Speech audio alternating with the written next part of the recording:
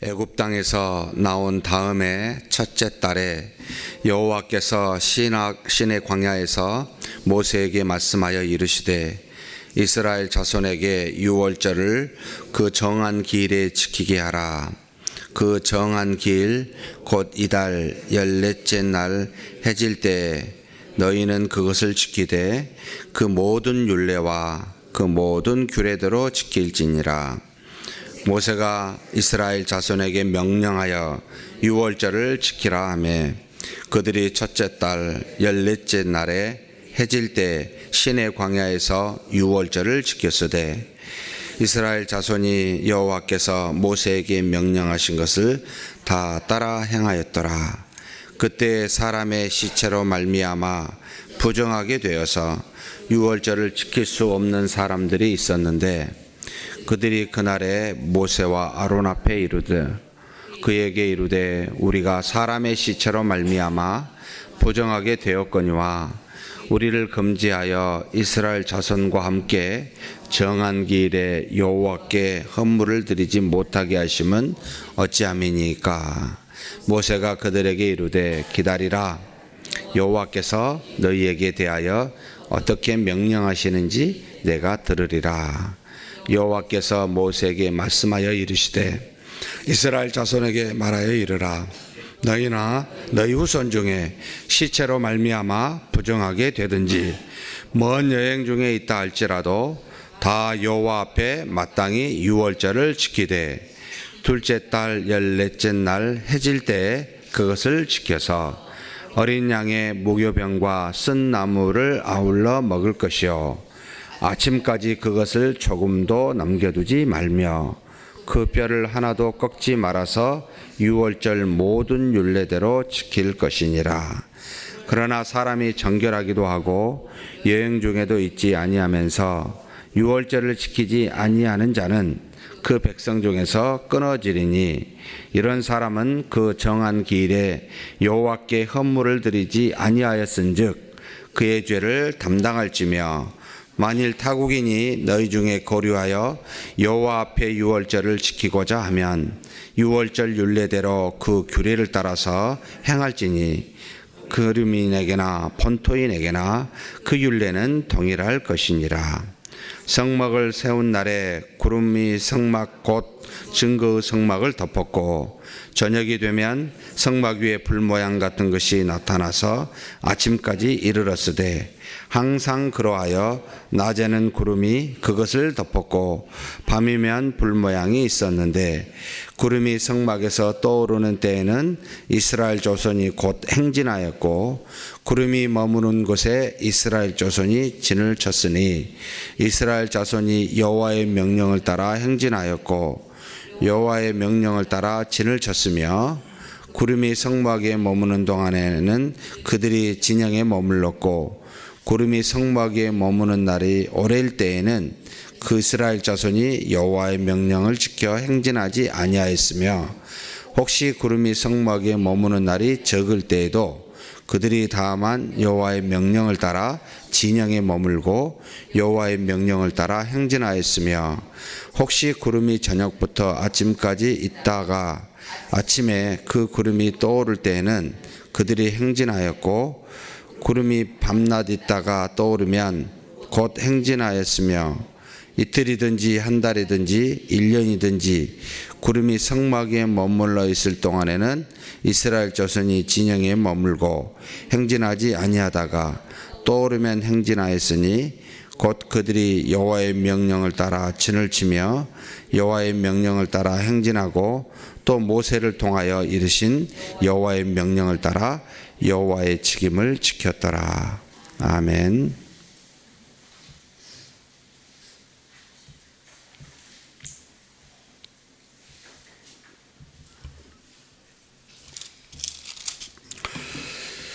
민수기서 9장은 유월절에 관한 규례와 여호와의 인도하심, 동행하심이 어떠한지 그래서 명령을 따라 지켜 행하였다. 누누이 9장 여러 군데에서 모세가 이스라엘 자손에게 명령한 대로 곧 하나님이 모세에게 명령했고 모세가 이스라엘 백성에게 명령한 것을 따라 지켜 행하였다, 따라 지켜 행하였다 라는 말들이 반복적으로 나타납니다. 하나님께서 질서를 따라 명령, 곧 모세에게 명령하면 이 명령은 곧바로 이스라엘 자손이 따라 지켜 행하는 이와 같은 모습이 이 바로 하나님의 산 호렙산에서 가나안 땅 40년에 이르는 기간 동안 지속적으로 반복이 되면서 이루어지고 있습니다. 우리의 인생길이 하나님이 택하신 날로부터 주님이 부르시는 그날, 죽을 때까지 또는 살아서 주님이 오시는 그날까지 바로 이와 같은 모습으로 사는 것이 마땅하다. 항상 주신 명령대로 지켜 행하며 따라간다. 이것이 우리 신앙의 삶이라는 원칙을 먼저 보여주고 있습니다. 먼저 유월절에 관한 규례를 이야기하고 있습니다. 물론 유월절에 관한 규례는 그 이전에 레위기서에도 좀 나왔습니다만 이 민수기서에 이스라엘 백성이 행진하는 중에 이제는 그 직전에 말을 하고 있는데 언제 이 일을 행하게 했느냐?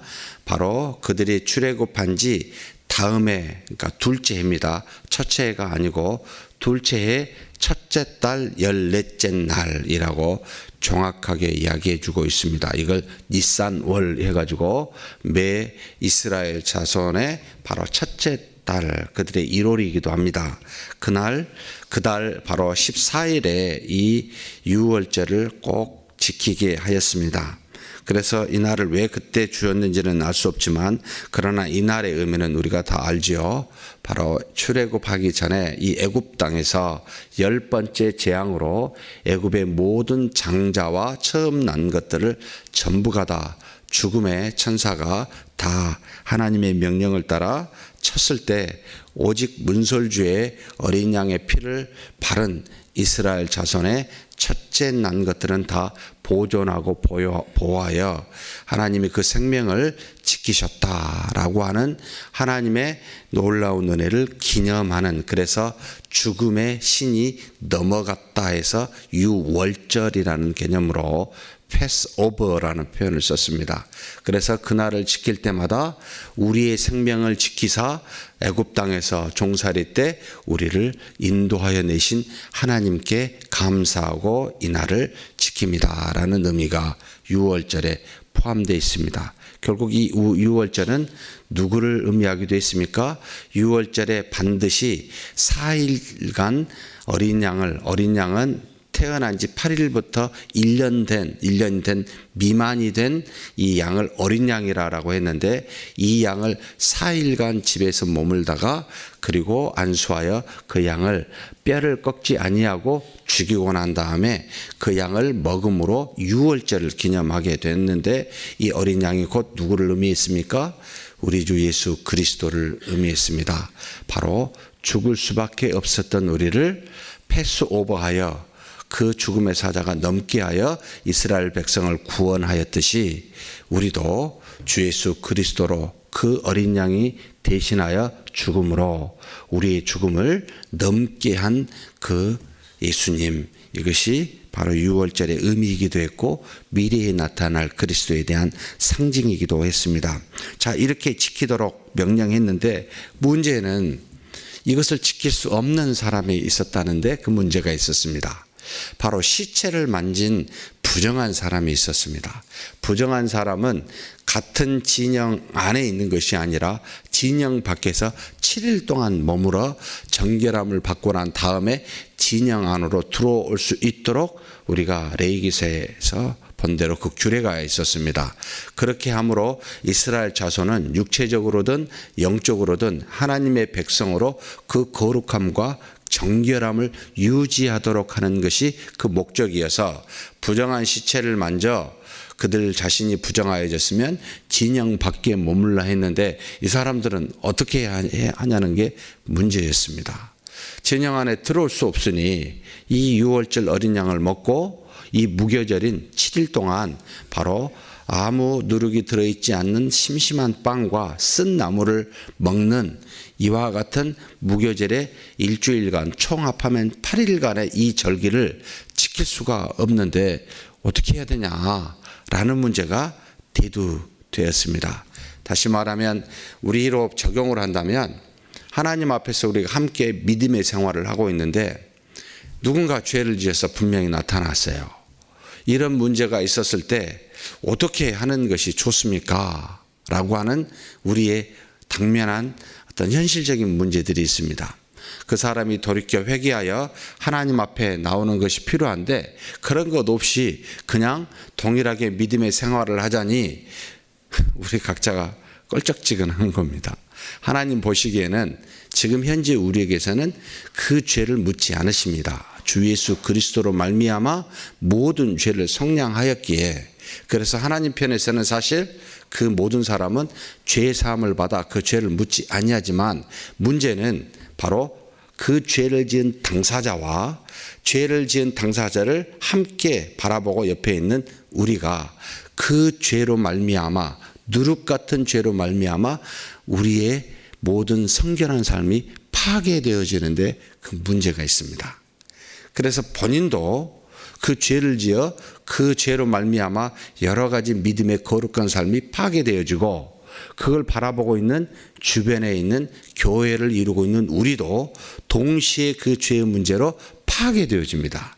그래서 회개는 우리가 손을 씻듯이 하나님을 위한 것이 아니라 죄의 사함을 받기 위한 것이 아니라 당사자와 함께 머물러 있는 연약한 우리들이 이 죄로 말미암아 누룩처럼 퍼지지 아니하도록 그래서 다시 성결한 삶을 살 수 있도록 하기 위한 조치가 회개하라라는 의미입니다.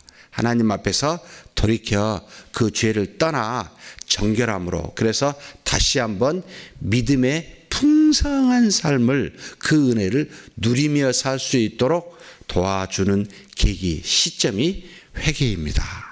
하나님과는 사실 어떤 면에서는 상관이 없습니다. 우리 자신과 우리의 관계성에서 이 죄의 문제를 해결하라. 그래서 주 예수 그리스도께서 이 땅에 오셨을 때 나는 양으로 생명을 얻게 하고 이것뿐만 아닙니다. 영원한 생명을 말하죠.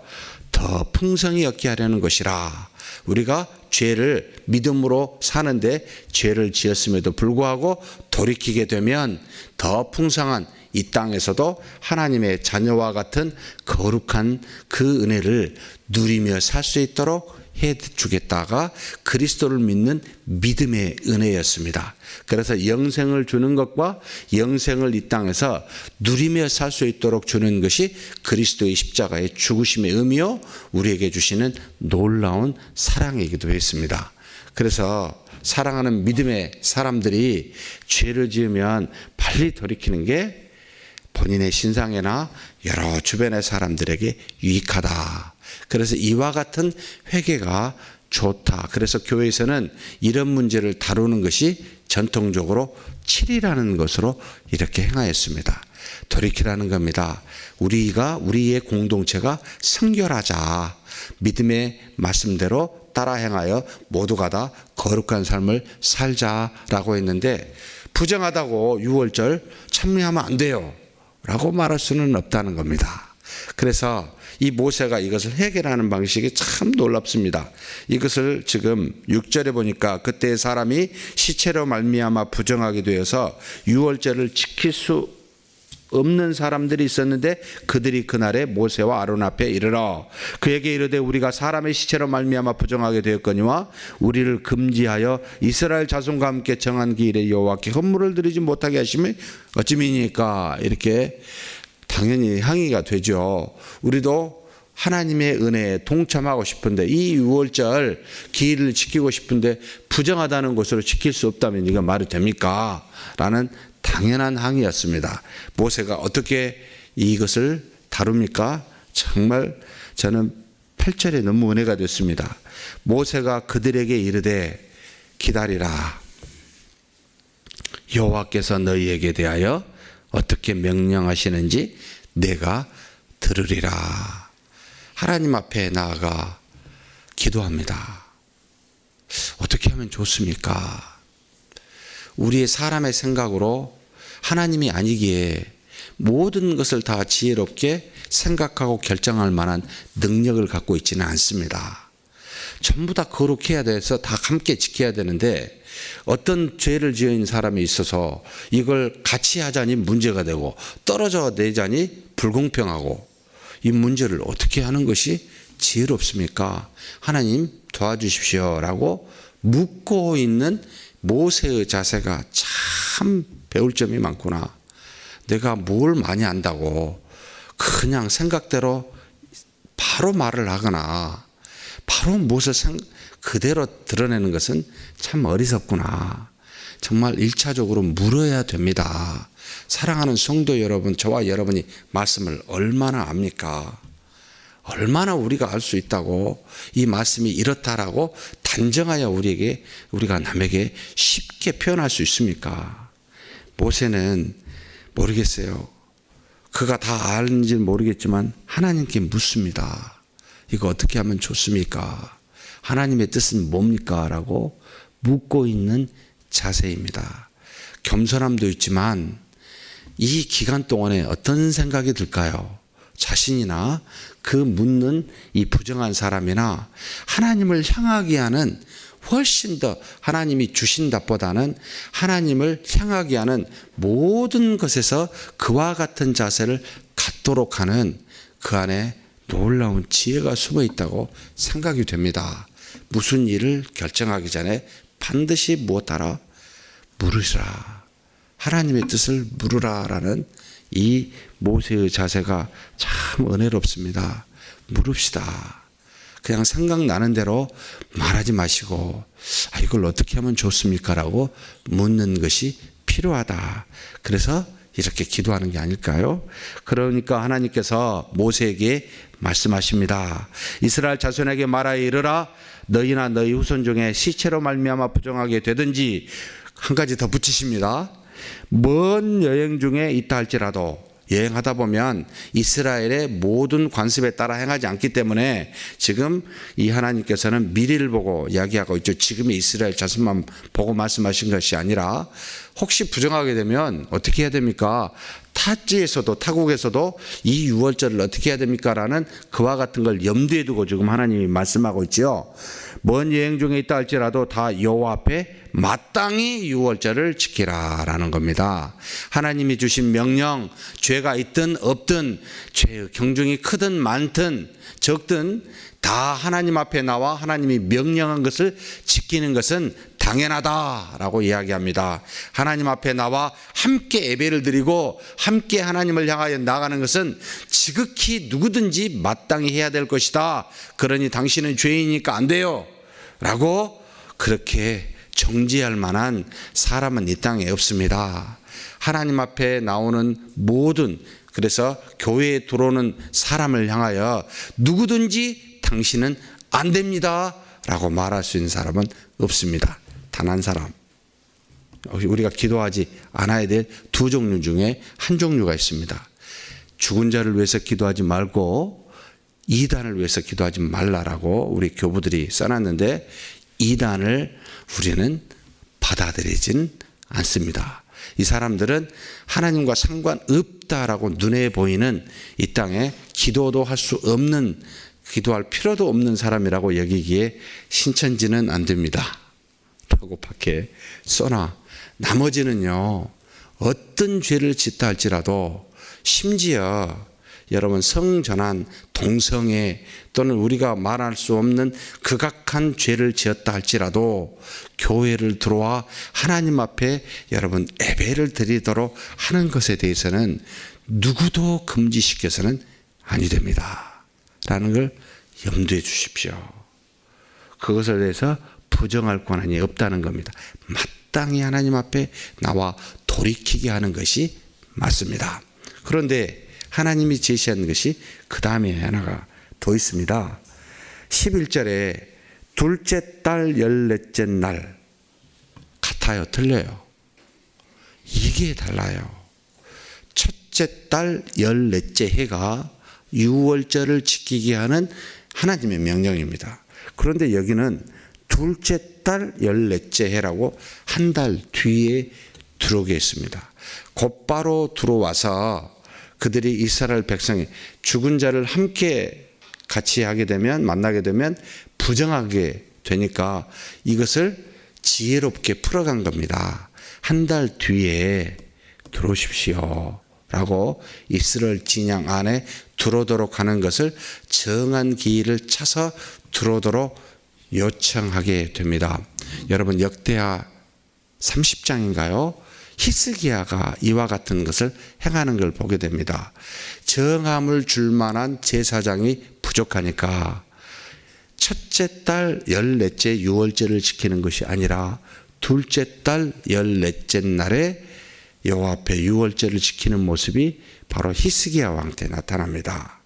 그리고 신약에 들어서는 이 지금 뒤에 보면은 나중에도 보이게 됩니다만은 구약 안에 민수기 19장 정도 된가, 거기에 붉은 소를 감람산에서 죽여 그 태운 죄를 그릇에다가 담아 우슬초로 그 부정한 사람을 찍어서 하게 되면 그 즉시 정함을 받아 진영 안으로 들어올 수 있도록 만드는 그런 절차를 사실 만들어 놉니다. 무슨 말입니까? 하나님 앞에 나오려면 회개해야 되지 않겠습니까?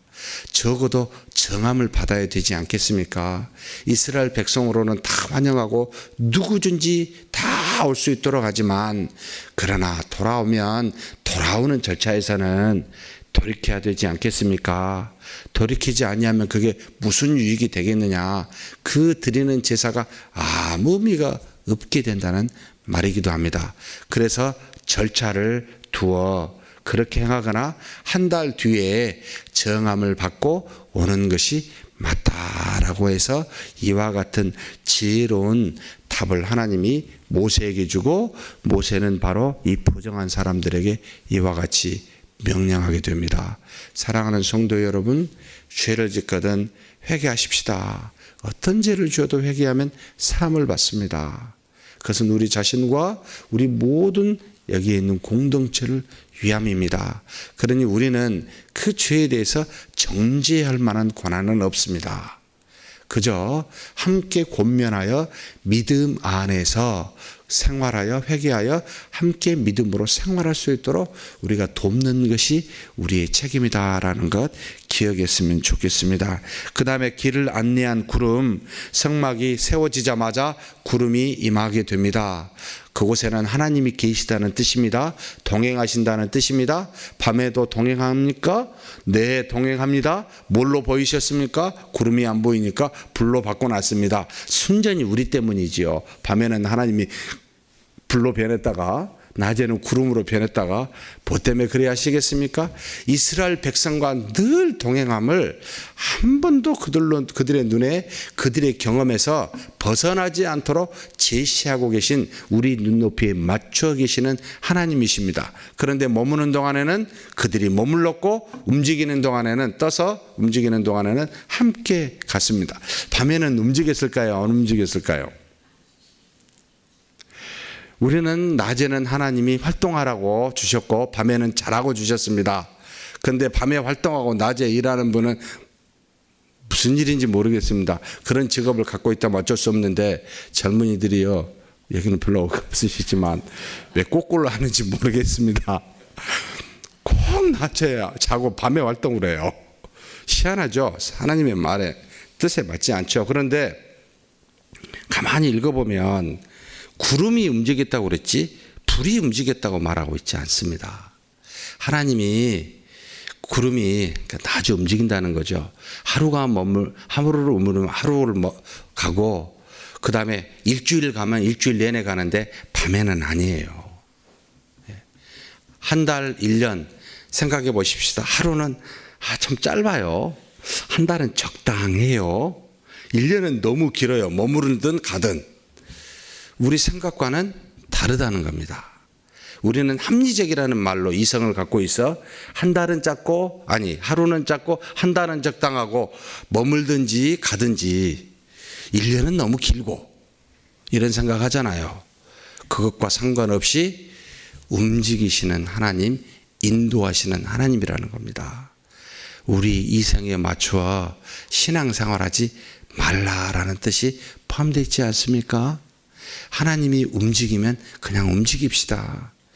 1년 내내 머무르면 그냥 머무릅시다. 이게 하나님의 뜻이라는 겁니다.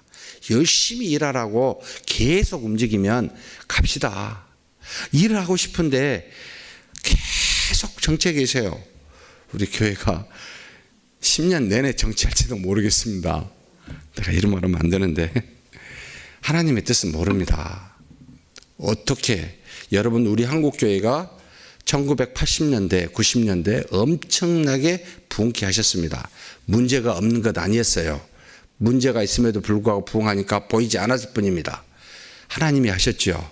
지금은 어떻게 합니까? 숫자가 줄어드는 시기입니다. 누가 하셨습니까? 하나님이 하셨습니다. 무슨 은혜가 있습니까? 사람을 보지 않다가 사람이 없으니까 뭘 봤습니까? 우리의 문제를 보게 됐습니다. 교회가 심각한 문제를 깨닫도록 해서 지금은 우리로 하여금 자정하여 회개하도록 하시는 기간이다라고 보시면 됩니다. 하나님의 인도하심은 떠난 적이 없습니다. 그래서 평생에 아니 온 우주의 날 동안 하나님은 우리를 통하여 부흥케 하십니다. 수와 상관없이. 인생에 좋은 날도 있고 안 좋은 날도 있습니다. 하나님의 뜻 안에 있음을 기억하십시다. 그렇게 믿고 동행하는 저와 여러분이 되기를 주의 이름으로 축복합니다. 하나님 감사합니다. 우리에게 명령하사 그 명령을 따라 준행하도록 이끌어 주시니 감사합니다. 마땅히 유월절을 지키게 하셨고 또 우리와 동행하며 갈 때는 가고 머물 때는 머물게 하셨은즉 우리와 동행하신 하나님을 믿고 살아가는 우리 모두가 되게 하여 주시옵소서. 감사하고 우리 주님 예수님의 이름으로 기도하옵나이다. 아멘.